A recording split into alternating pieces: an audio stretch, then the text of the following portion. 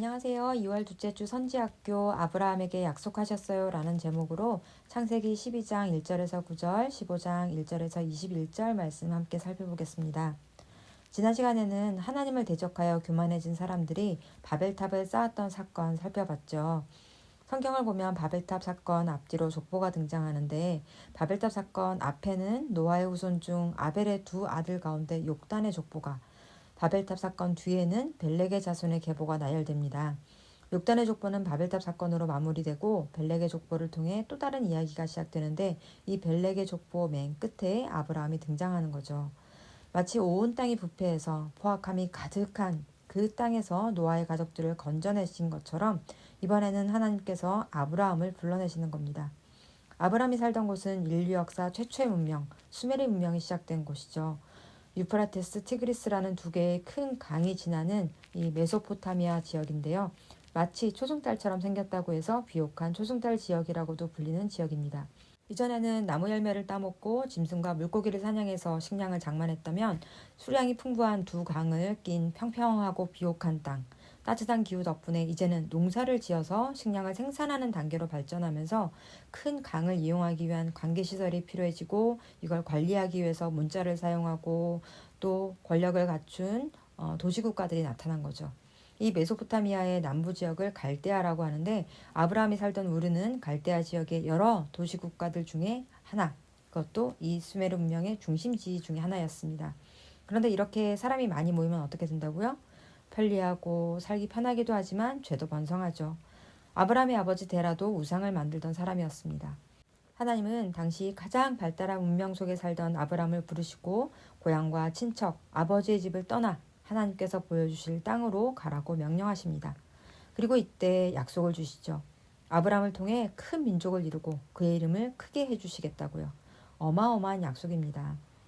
근데 이때 중요한 건요. 아브라함이 뭘 잘해서 경건하게 하나님을 잘 예배해서 이런 약속을 주신 게 아니라는 거예요.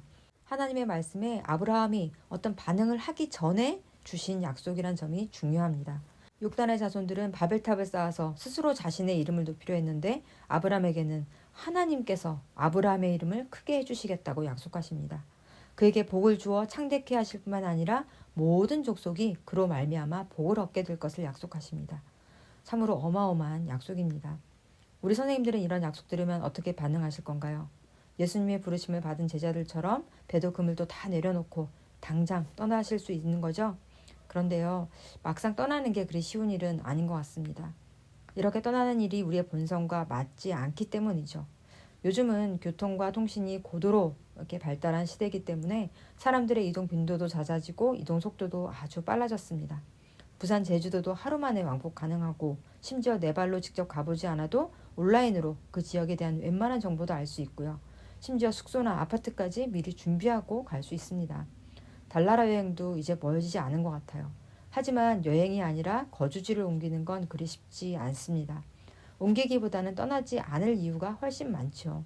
안전을 보장받고 싶은 우리의 본능 때문입니다. 그럼에도 떠나야 한다면 진학이나 직장이 변경되었거나 더 이상 그 지역에 도저히 살 수 없는, 꼭 옮기지 않으면 안 되는 분명한 이유와 목적이 있어야죠. 이렇게 뭔가 구체적이고 실제적인 목표가 없다면 한 곳에 정착해서 살고 싶어 합니다.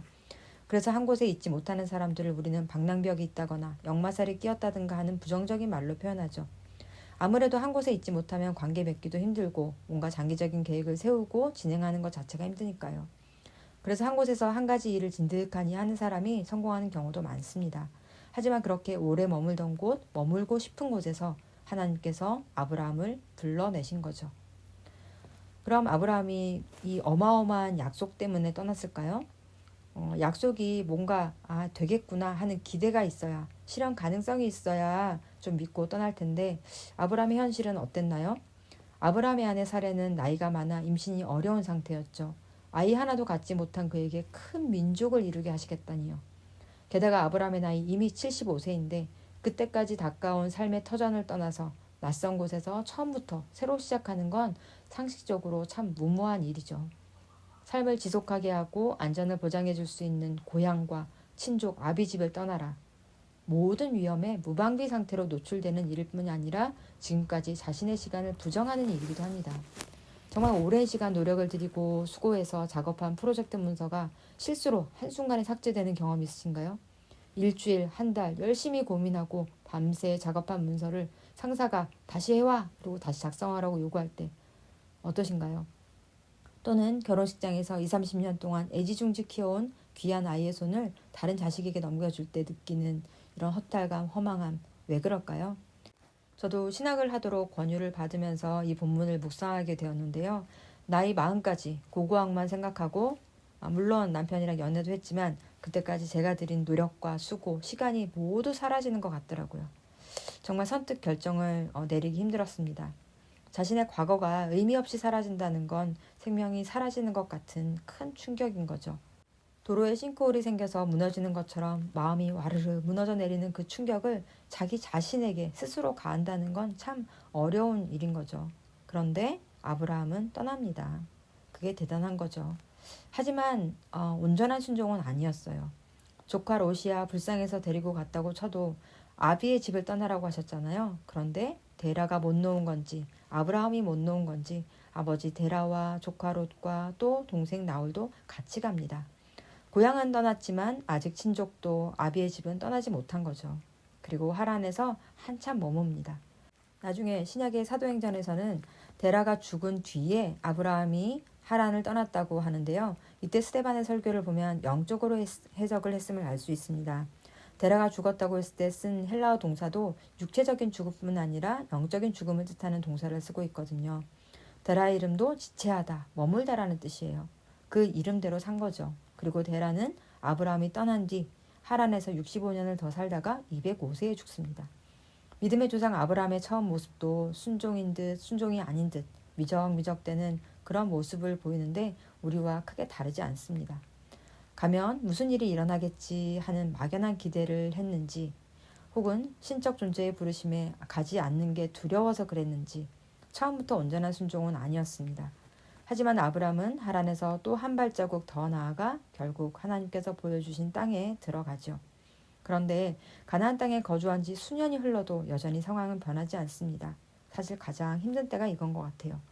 어느 날 하나님이 다시 아브라함을 찾아오셨을 때 아브라함은 불만을 토로합니다.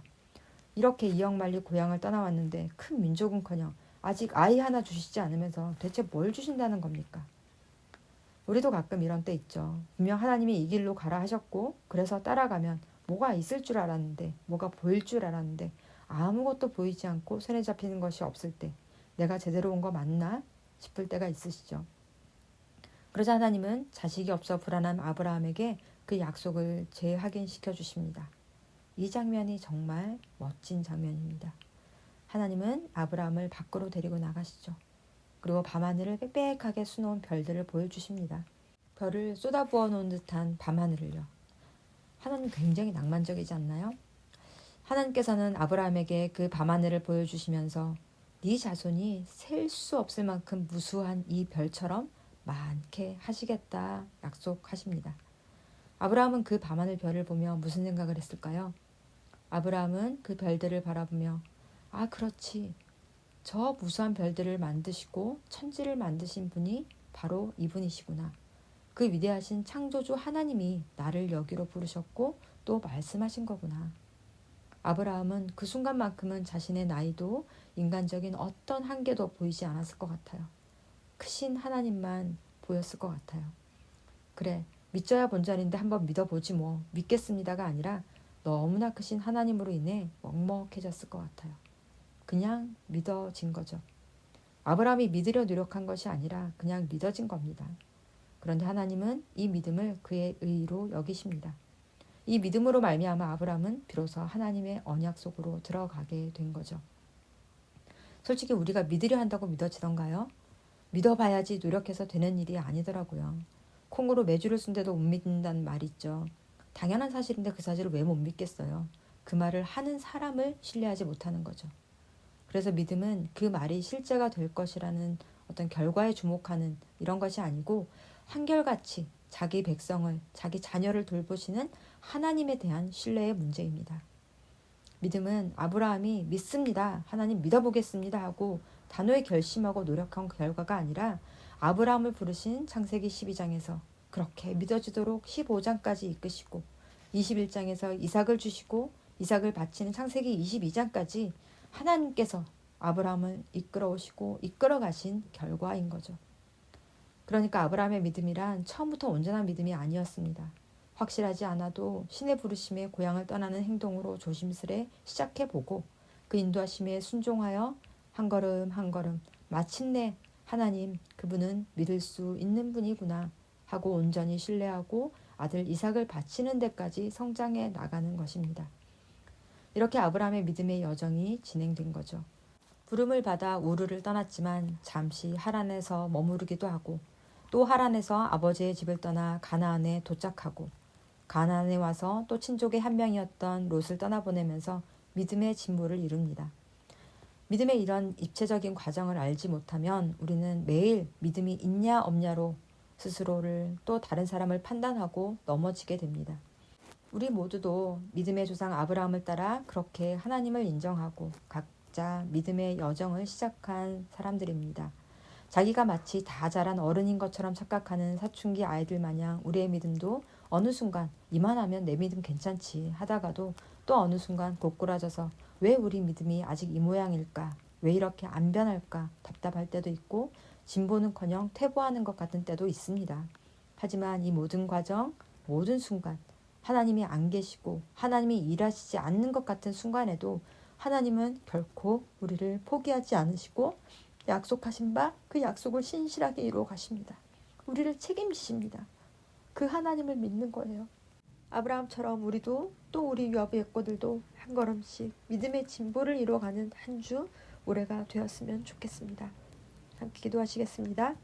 죄악이 만연한 세상에서 아브라함을 부르시고 믿음의 조상으로 삼으신 신실하신 하나님, 땅끝 가운데 살던 우리도 하나님의 언약 백성으로 불러주시니 감사합니다. 때로 질이 멸렬한 시간을 살아가는 우리를 끝까지 포기하지 않으시고 믿음으로 붙들어 주시는 하나님의 사랑 앞에 무릎 꿇습니다. 하나님의 은혜로 아름다운 생명의 약속 안에 머물게 하시고 그 약속이 우리 삶을 새롭게 하는 소망이 되게 하옵소서. 우리를 죽은 자들 가운데서 다시 살리신 예수 그리스도의 이름으로 기도드립니다. 아멘.